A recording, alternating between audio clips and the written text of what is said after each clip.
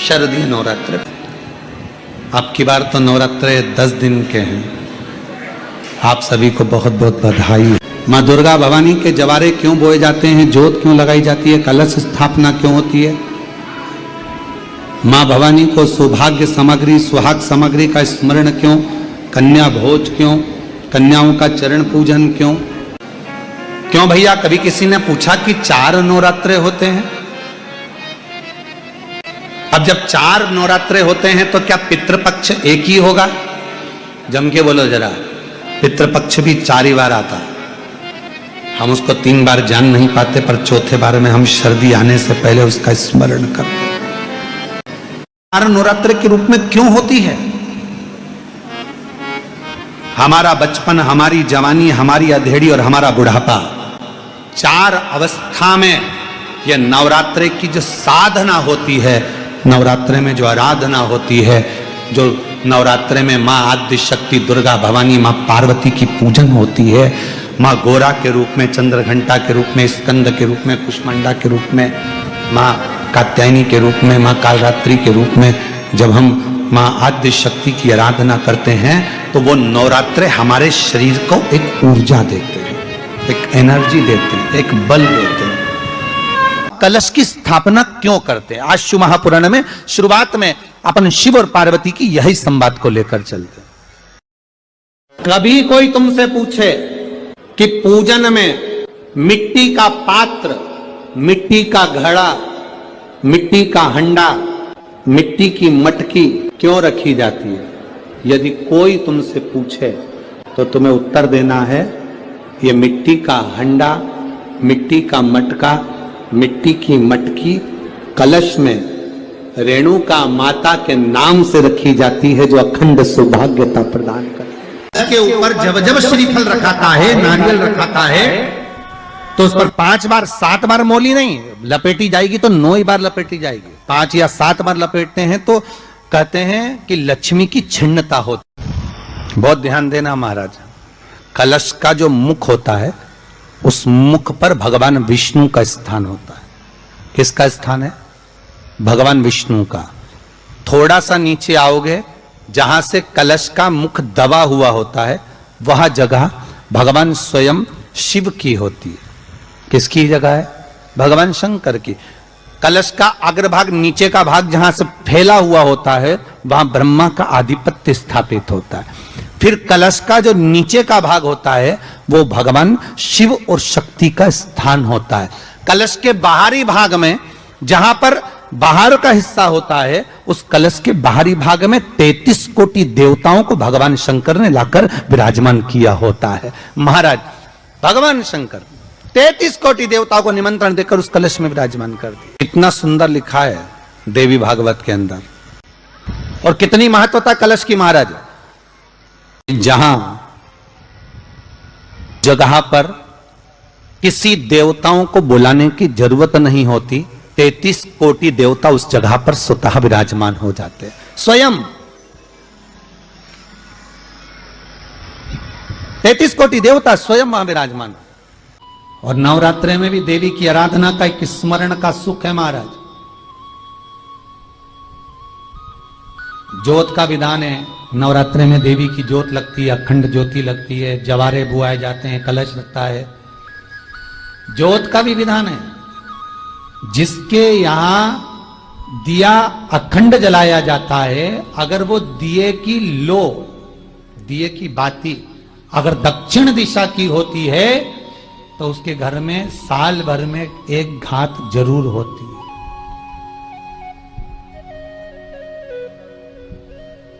जो दिया अखंड जलता है, उसकी बाती का मुख दक्षिण का नहीं होना चाहिए। अगर आपने देवी भागवत का स्मरण कराओ, देवी भागवत को अगर सुना हो, तो देवी भागवत में स्पष्ट किया गया कि पूर्व की ओर मुख करा हुआ दिया, अर्थात पूर्व की ओर ज्योत जो जलाई जाती है, वो संपदा की वृद्धि करती है। पश्चिम की ओर मुख कर कर जो ज्योत लगाई जाती है महाराज, वो वैभव को देती है। और उत्तर की ओर जो मुख कर कर ज्योत जलाई जाती है, उत्तर की ओर जो ज्योत का मुख रहता है, वो आयु की वृद्धि करती है। घर में अकाल मौत को रोकती है। नवरात्रे का जो भाव तत्व है उसको भी अच्छे से समझ लेना। दक्षिण की ओर जोत ना लगाएं। अगर आपको लगाना है पूरब की लगाएं, पश्चिम की लगाएं या उत्तर की लगाएं, देगी वो मारा। साधारण नहीं है मेरी माता। तात्विक सुख का आनंद देने वाली, लाभ तत्व प्रदान करने वाली। और नवरात्रि में भी अगर आपकी कोई कामना है, आपकी अगर इच्छा है, आपका मन है, तो जगत जननी की आराधना करो। पति और पत्नी में अगर क्लेश है तो जगदम्बा के मंदिर में मक्खन चढ़ाओ, प्रेम बढ़ जाएगा। आपको लगता है कि पति कोई अन्य स्त्री से लगा हुआ है या परिवार टूट रहा है, तलाक तक पहुंच गया है, तो माता के मंदिर में आप ध्वजा लगवाइए, उस ध्वजा पर मक्खन लगाकर लगवाइए, आपको लाभ मिलेगा। महाराज, यदि आपको लगता है कि बच्चे बहुत ज्यादा अपशब्द बोल रहे हैं, मुंह चला रहे हैं और प्रेम नहीं रख रहे, तो माता के मंदिर में लाल पुष्प, लाल चंदन और लाल चूड़ी मां को समर्पित करिए, प्रेम बढ़ेगा। बच्चा कभी आप जी से कम नहीं बोलेगा, प्रेम की भाषा निकलेगी मुंह से। दुनिया वालों से पूछो कि नवरात्रि में कन्या भोज क्यों कराते हो। दुनिया वालों से पूछो कि नवरात्रि में बेटियों को क्यों ढूंढने जाते हो। दुनिया वालों से पूछो कि नवरात्रि की अष्टमी और नवमी पर कन्या का पूजन क्यों करते हो।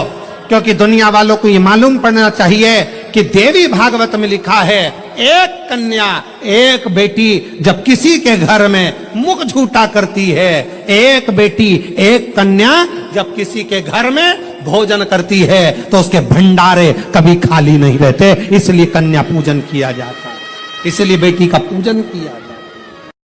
मां जगत जननी की आराधना, जगदम्बा की उपासना। नवरात्रि में 9 दिन में से कोई एक दिन ऐसा ले लो जिस दिन कन्याओं का भोजन कराओ, साथ में उनको लाल चुनरी ओढ़ाओ या कोई लाल वस्त्र, लाल पूजन की सामग्री उनको दो, सुख मिलेगा, आनंद आएगा।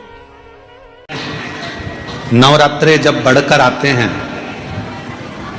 9 दिन से अगर 10वें दिन नवरात्रे बढ़ जाते हैं, नवरात्रे अगर एक दिन भी बढ़कर आते हैं, तो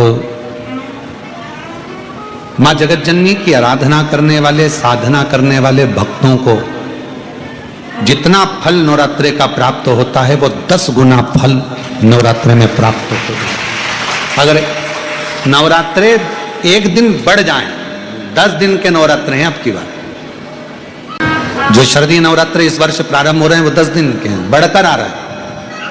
शिव शक्ति की खूब आराधना करो, भगवान शंकर और पार्वती की खूब साधना करो, शिव पार्वती का भजन करो, शिव पार्वती का स्मरण करो, शिव पार्वती की भक्ति करो, मंत्र जाप करो, नाम जाप करो, कीर्तन करो, आराधना करो, साधना करो, वो फल देते हैं। आराधना साधना मां अंबा जगदम्बा की भी शिव के साथ करो। पर आश्रित मां पार्वती जी का स्वयं का नाम, मां शक्ति, दुर्गा, भवानी, जगदम्बा, जगत जननी मां अंबे का नाम जगत का भरण पोषण करने का काम करो। देवाधिदेव महादेव का, शंकर जी के भी 3 नेत्र हैं, तो श्रीफल में भी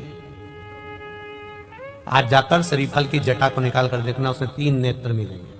शिव जी की भी जटा है, तो श्रीफल की भी जटा है। शंकर भगवान को कहते हैं कर्पूर गौरम करणाव तारम। शंकर भगवान का बाहर का स्वरूप देखोगे तो कठोर मिलेगा, भीतर से मेरा महादेव सबके लिए अमृत देकर विष पीने वाला बेटा है, तो सबके लिए निर्मल है। इसलिए श्रीफल भी ऊपर से कठोर, अंदर से नर्म है। उसको कहते हैं महामृत्युंजय, रोग को हरने वाला। तो श्रीफल का पानी, नारियल का पानी भी रोग का हरण करता है, इसलिए उसको कर्पूर गौरम कहा जाता है। शिव के 3 नेत्र हैं, श्रीफल के 3 नेत्र हैं। शंकर की जटा है, श्रीफल की जटा है। क्यों हनुमान मंदिर में, क्यों राम मंदिर में, क्यों शिव मंदिर में, क्यों सारे देवी देवता के मंदिर में, संपूर्ण देवता के मंदिर में, विवाह में, शादी में, उद्यापन में, मंडप में, आदि कादिक, जन्म से लेकर मरता है, मुर्दे को भी लेकर जाते हैं तो शमशान में भी श्रीफल जाता है। उसका कारण केवल इतना सा है, क्योंकि वो शंकर है, तुम्हारे जन्म से लेकर मरे तक तुम्हारा पीछा नहीं छोड़ता है, तुम्हारे साथ है।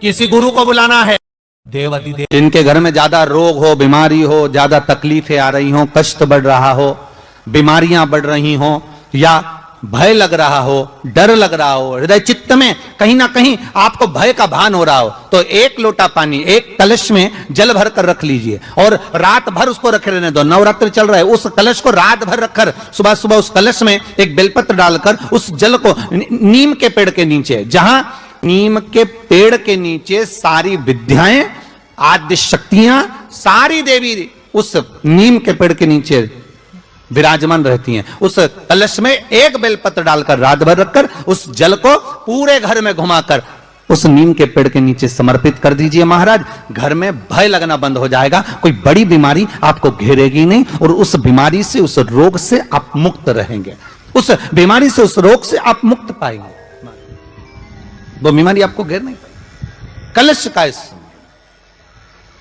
अरे क्यों पुराणों में लिख दिया कि बांस की डलिया में अनाज रखकर, सुहाग सामग्री रखकर ब्राह्मण को जब भोजन कराते हैं तो उसको बांस की डलिया, आपने पढ़ना, उसमें लिखा है, आपके पास में तो किताबें होंगी उपवास की, बांस की डलिया में सामान रखकर दीजिए। बांस की डलिया, यहां लिखा नहीं कि प्लास्टिक की डलिया में पैक कर दो, यहां बांस की डलिया लिखिए। बांस क्यों? क्योंकि बांस शुभ कार्य का सूचक होता है। जब विवाह होता है तो बांस का मंडप लगता है,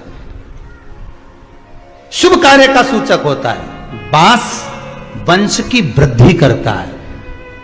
उद्यापन करने वाली नारी बांस की टोकरी में, बांस की पिटारी में सामान रखकर जब सौभाग्य का देती है, तो जैसे बांस की टोकरी एक दूसरे से गुथी होती है महाराज, और उस बांस के छोटे छोटे से रर्रे निकले होते हैं, हल्के से ले तो वो चुभ जाते हैं, उसी तरह जो दूसरी बांधाएं आती है बांस की टोकरी, उसको दूर भगाकर अखंड सौभाग्य प्रदान करती है, इसलिए बांस की पिटारी लिखी गई है। आप लोग कथा सुन रहे हो आस्था चैनल पर, फेसबुक यूट्यूब पर जितने लोग कथा सुन रहे हो, बड़े ध्यान से सुनना कि जवारे क्यों बोए जाते हैं, नवरात्रि में जवारे की महत्वता क्यों होती है, उसको बोने का कारण क्या है।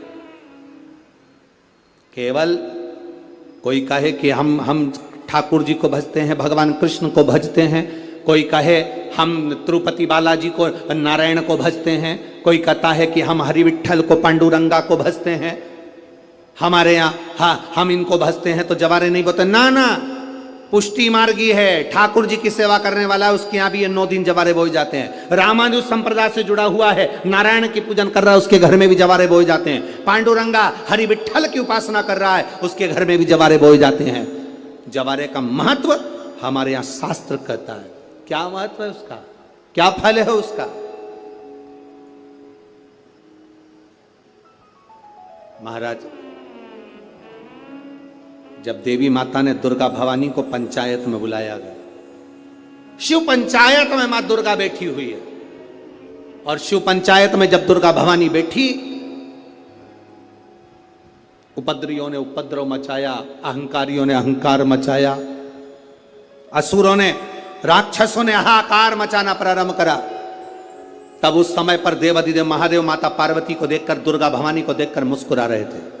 केवल शिव मुस्कुरा रहे हैं, पार्वती को देखकर, दुर्गा भवानी को देखकर, मां जगत जननी को देखकर केवल मुस्कुरा रहे हैं। तब देवता सूर्य नारायण ने भगवान शिव जी को देखकर हाथ जोड़कर प्रार्थना करी।